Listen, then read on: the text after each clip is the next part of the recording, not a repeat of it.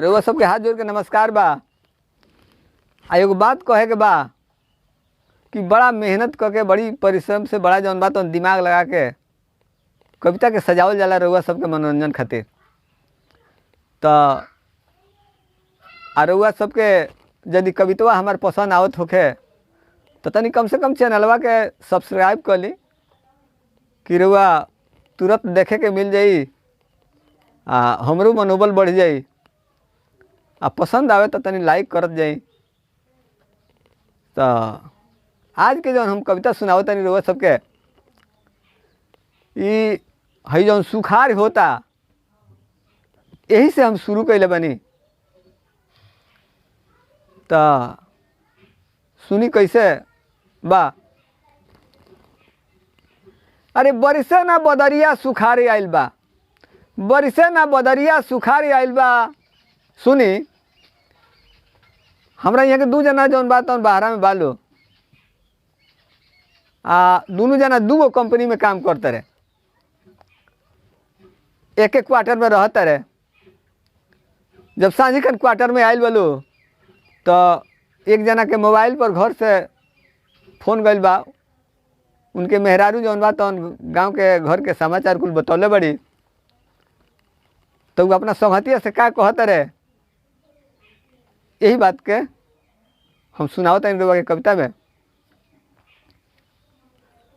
तो कहते रहे कि बरिसे ना बदरिया सुखारे आइल बा, बरिसे ना बदरिया सुखारे आइल बा। आ सुनो सुनो ए यार, आ घर से समाचार आइल बा।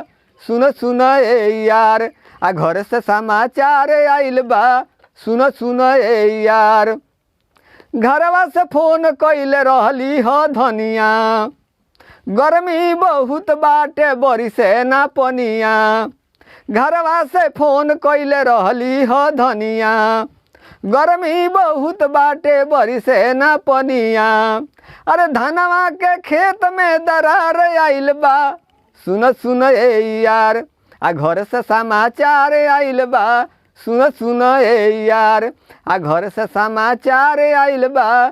सुन सुन ए यार, मकई का बलिया में धरे ना दाना, दूसरे में आइल बा महंगी जमाना।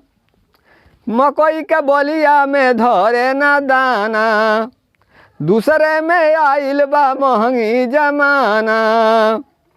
अरे कितने दुकान से उधार आइल बा। सुनो सुनो ए यार, आ घर से समाचार आइल बा। सुनो सुनो ए यार, आ घर से समाचार आइल बा। सुनो सुनो ए यार, मकई बोले नथुनी लगा के रुपया पैसा, आ उ मकई चोर गइल भरोसी के भैंसा। मकई बोले नथुनी लगा के रुपया पैसा, आ उ मकई चोर गइल भरोसी के भैंसा। अरे डीलर के भैंसी के मारे आइल बा। सुन सुन ए यार, आ घर से समाचार आइल बा। सुन सुन ए यार, आ घर से समाचार आइल बा। सुन सुन ए यार, खर्ची के भइल बा एने हरानी, दोसर छवाइल ना बाटे पलानी। खर्ची के भइल बा एने हरानी, दोसर छवाइल ना बाटे पलानी। अरे यही में सरल के सारे आइल बा। सुन सुन ए यार, आ घर से समाचार आइल बा। सुन सुन ए यार, आ घर से समाचार आइल बा। सुन सुन ए यार, अरे भोला के भैंस भी आइल बिया पारी, आ लालचन के बकरी के धइलस बेमारी। अरे भोला के भैंस भी आइल बिया पारी, आ लालचन के बकरी के धइलस बेमारी। अरे बौका के कोस के बुखार आइल बा। सुन सुन ए यार, आ घर से समाचार आइल बा। सुन सुन ए यार, आ घर से समाचार आइल बा। सुन सुन ए यार, अरे खांसी बुखार भइल बाटे घरे घरे, अरे भइल बा खांसी बुखार घरे घरे आ डॉक्टर लोग खूबे कमाई असो करे। भइल बा खांसी बुखार घरे घरे आ डॉक्टर लोग असो कमाई खूब करे। अरे बहरा से बहिरा बेमार आइल बा सुनो सुनो ए यार आ घर से समाचार आइल बा सुनो सुनो ए यार आ घर से समाचार आइल बा सुनो सुनो ए यार। गौवा में बहसल बा पप्पू के पीला। अरे गौवा में बहसल बा पप्पू के पीला खेदल सरा मासरे के ढिमलोइले छबीला। अरे गौवा में बहसल बा पप्पू के पीला खेदल सरा मासरे के ढिमलोइले छबीला।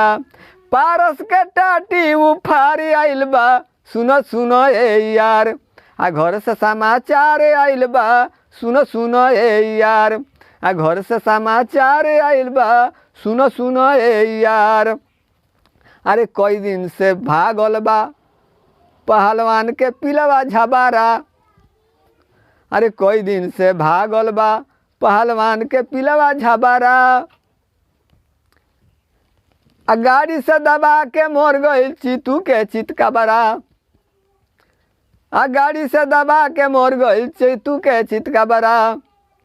अरे पोखरा पर लंगड़ा तो गाड़ी आइल बा सुनो सुनो ए यार आ घर से समाचार आइल बा सुनो सुनो ए यार। अरे धनवा के खेत में बा घास आ लागल बा सोहिया। धाने का खेत में घास बा लागल बा सोहिया आ जोरी जोरी कविता बनावेले मोतीलाल मोहिया। तो यही में इनका सुतार आइल बा सुनो सुनो ए यार आ घर से समाचार आइल बा सुनो सुनो ए यार आ घर से समाचार आइल बा सुनो सुनो ए यार आ घर से समाचार आइल बा सुनो सुनो ए यार।